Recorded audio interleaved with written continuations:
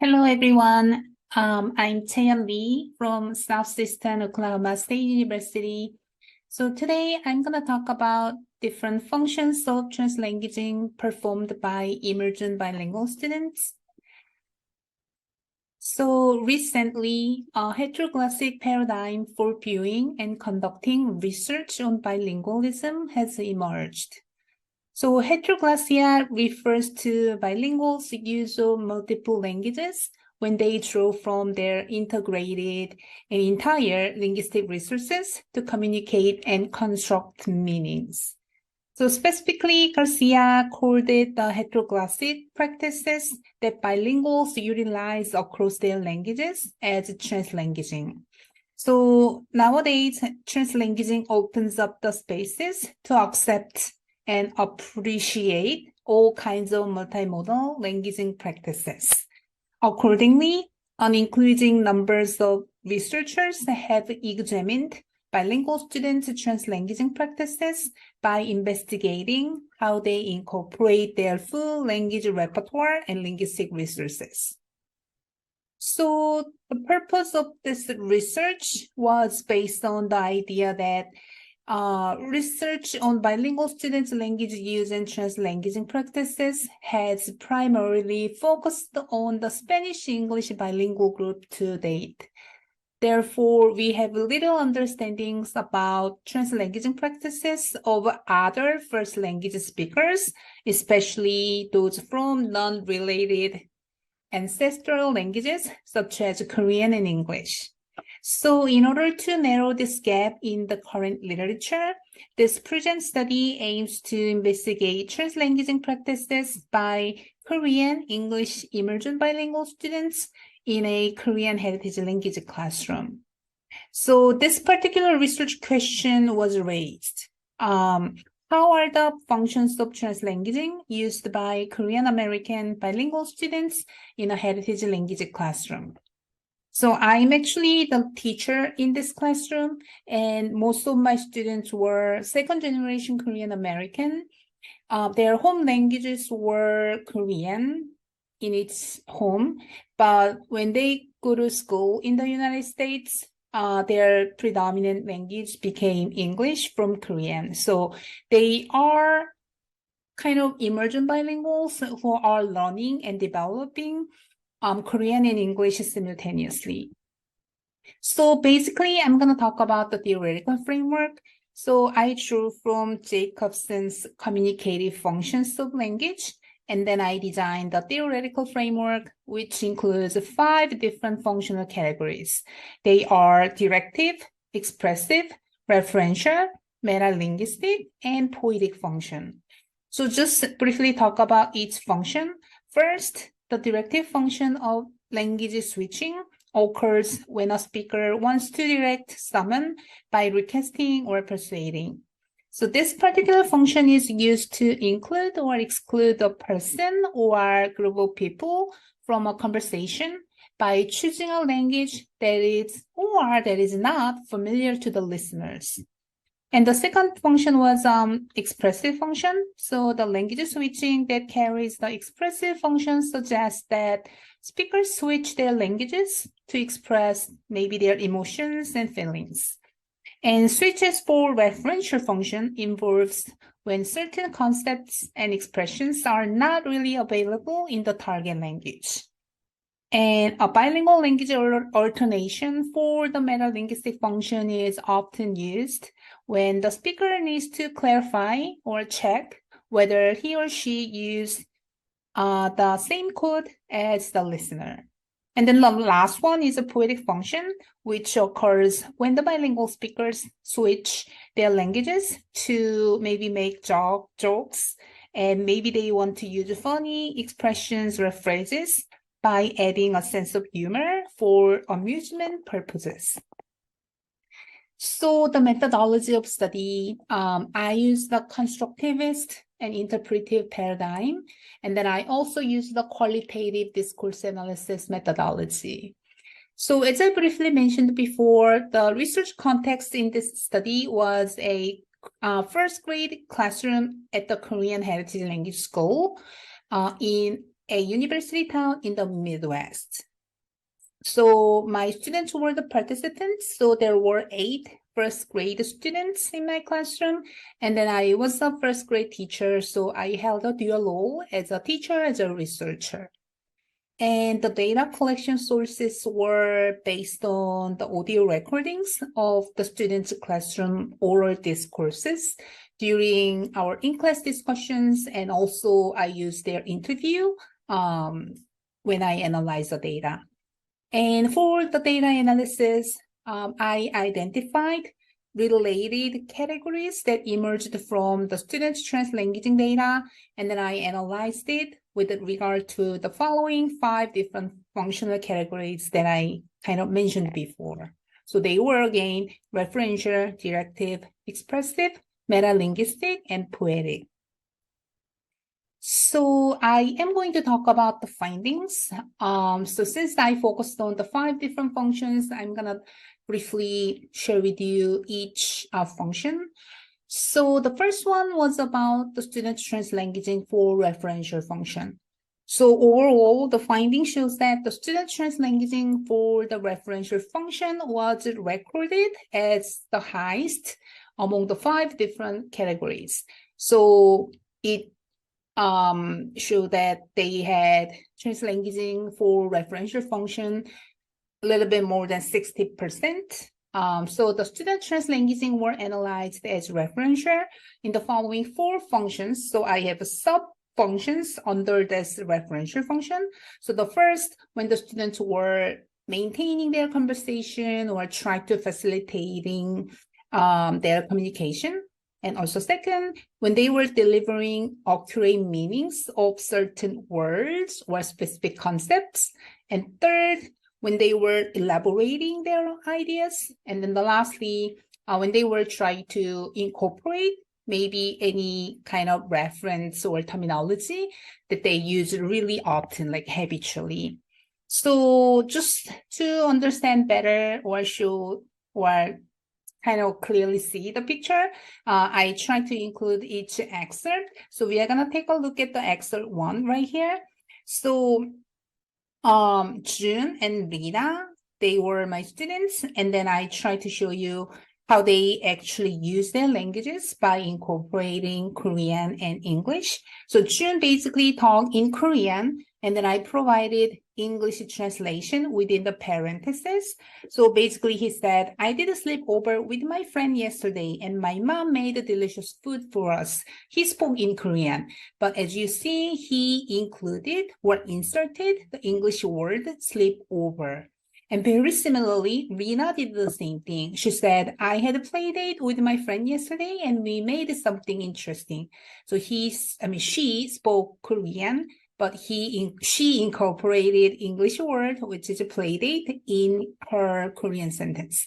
So those particular words like sleepover and play date, those were not really available in Korean. I mean, we have the concepts of sleepover or play date, but we don't have exactly one single word in Korean. So it's really clear that they had to almost use English word, even though they spoke in Korean. So I kind of analyzed this data as when they were using translanguaging because they want to deliver accurate meaning of this particular word, right, in their conversation.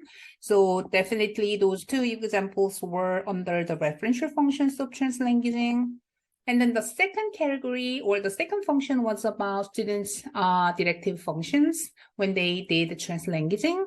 So the student translanguaging for directive function appeared in 201 utterances out of 1,012 utterances, so it was almost like 20%.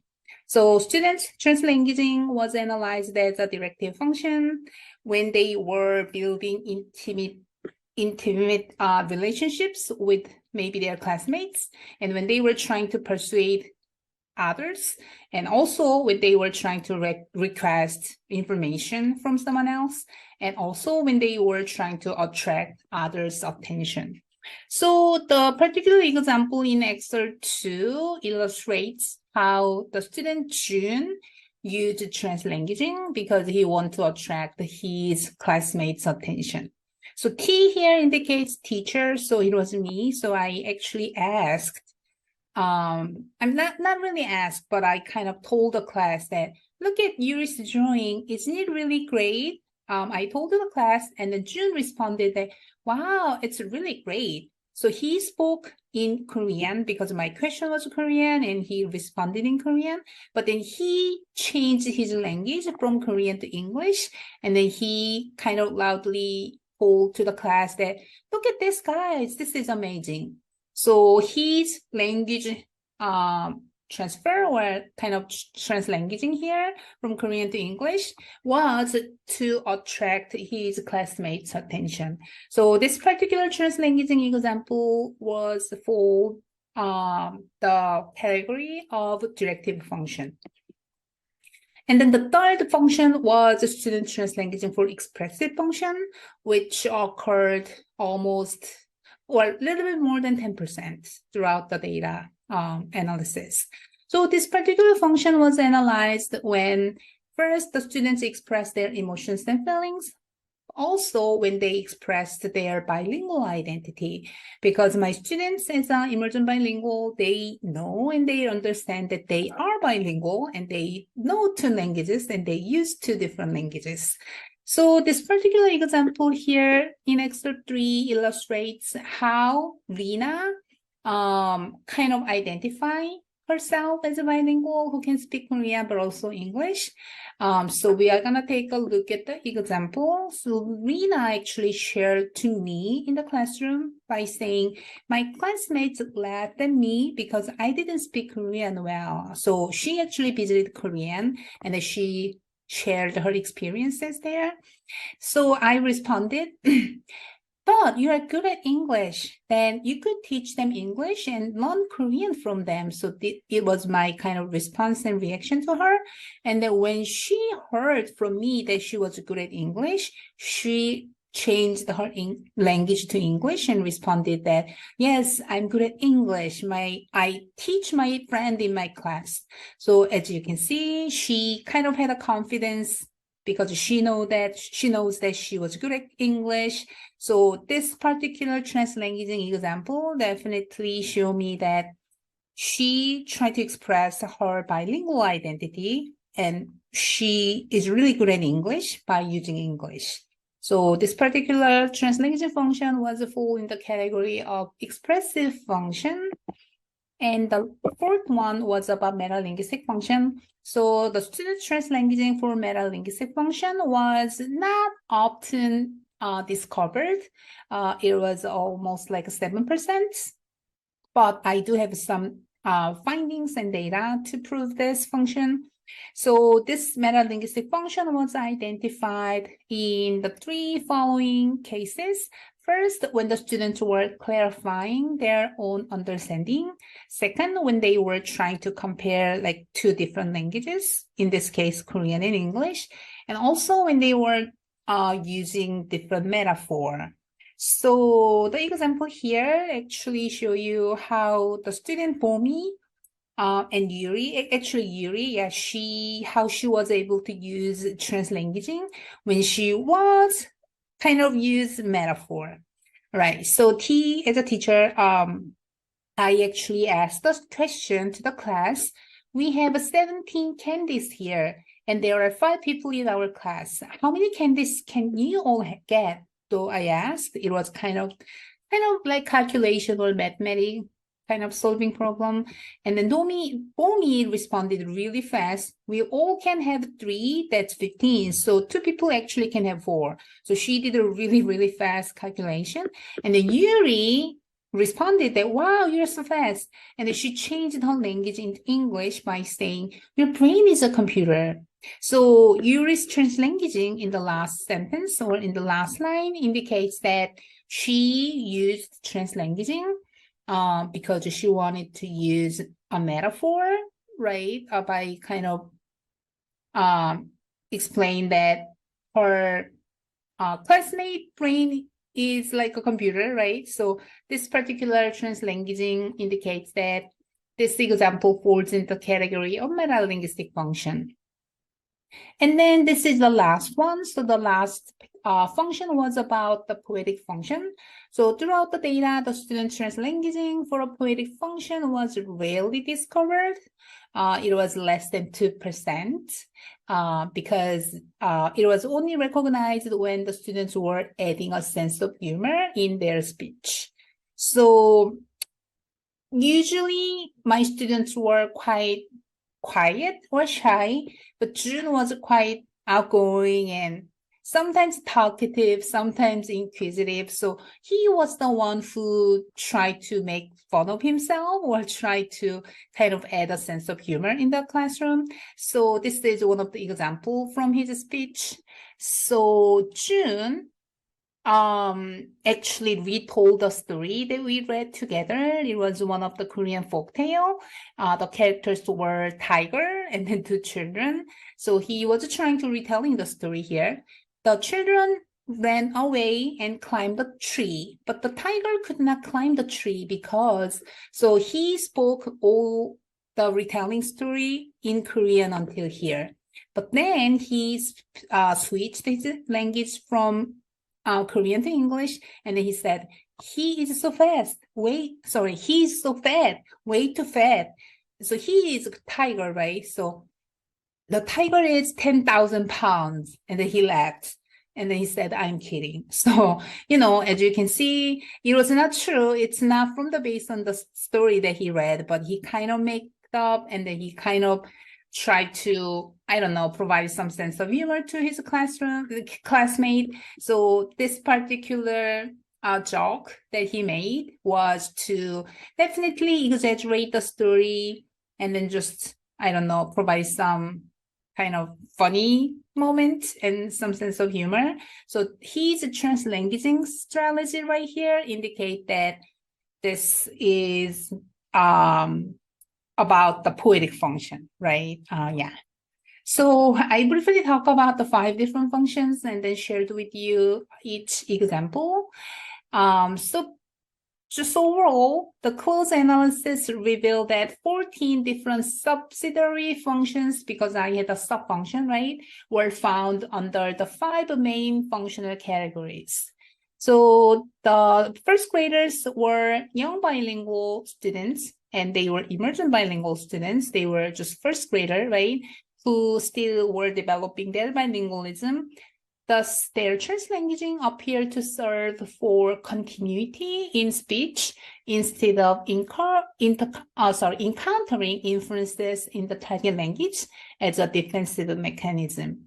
The reason that I kind of talked about this one is a lot of maybe researchers, even educators in the past, believe that emergent bilingual students, when they were using both languages together, they usually understand that the students were confused or they just do not know which language that they have to use. So that's why they were mixing and kind of incorporating randomly. But nowadays, we know that it's not the case.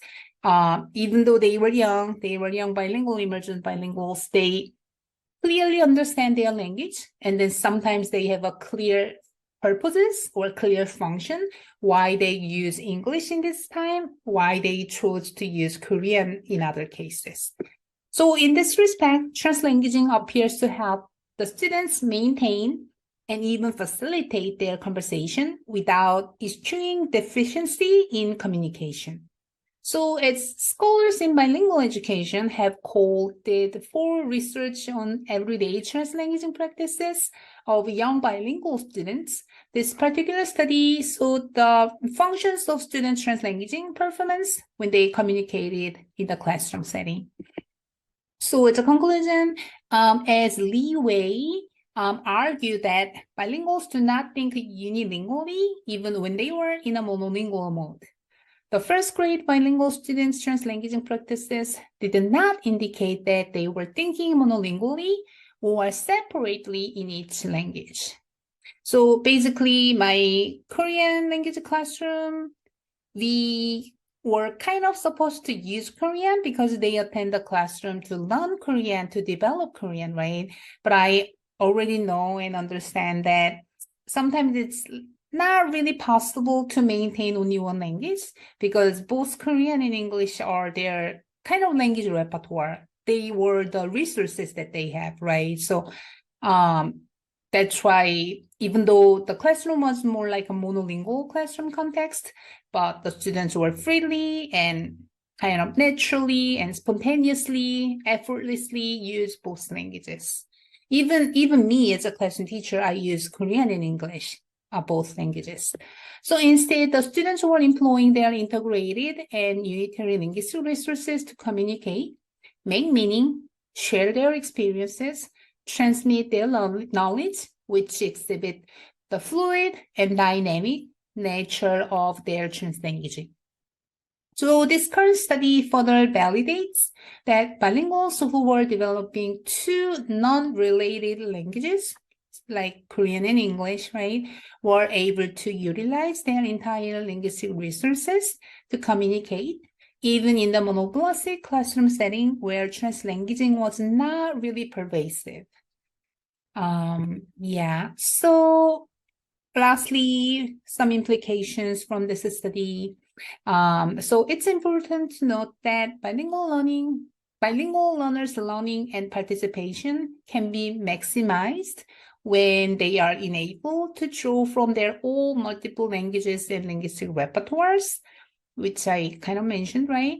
And then classroom teachers and educators should keep in mind that bilingual students will be able to actively engage in learning and meaningfully participate in classroom activities when they have access to their entire linguistic repertoire. So language minority or heritage language teachers, they should motivate students to utilize their full linguistic repertoire strategically in the classroom in order for them to become balanced and full-fledged bilinguals. Yeah, I think that's it. So thank you, everyone. But if you guys have any questions, you can always feel free to email me. So thank you.